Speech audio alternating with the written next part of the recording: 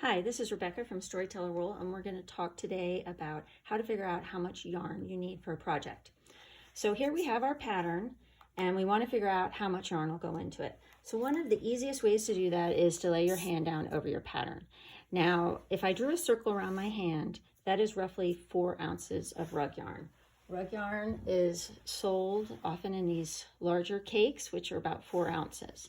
So 1 hand's worth is 4 ounces. Now, obviously, this has a design, so we wouldn't punch the whole thing in purple, and this would probably be just over 4 ounces, actually. So we need to figure out the different colors.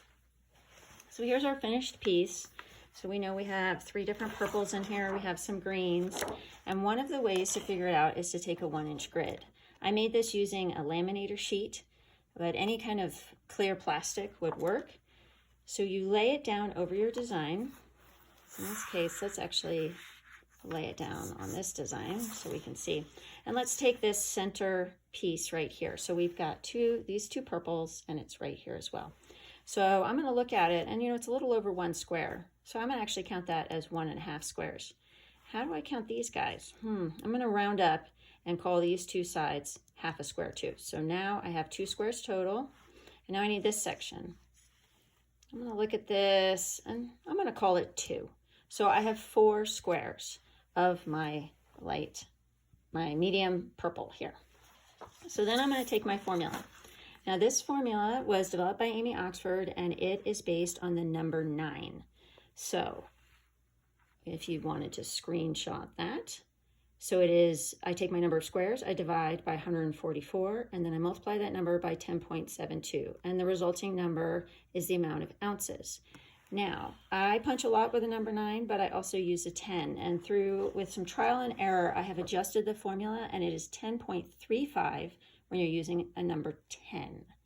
So this is the formula I use to figure out ounces, and it's a generous formula. You'll end up with more yarn than you need. And also, it does depend on how you punch. I mean, if someone punches a lot tighter, they're going to go through more yarn, and if they punch looser, they won't need as much. So we would use our grid, we would use our rule of hand. But just a note on purchasing yarn, especially with hand-dyed yarn, it will vary from batch to batch. And especially if you had a really large rug and you were using a certain color for a background, you would want to make sure you definitely had enough, or you'll have to do some creative design choices when you try to incorporate a yarn that doesn't quite go with your other yarns. But for the most part, we can blend anything in. But it's nice to also develop a stash. There's so many patterns out there. Like, just take this pattern, for instance. We just don't have a lot of green in here. You could have pulled some green that you had left over from another project. So when in doubt, order more yarn.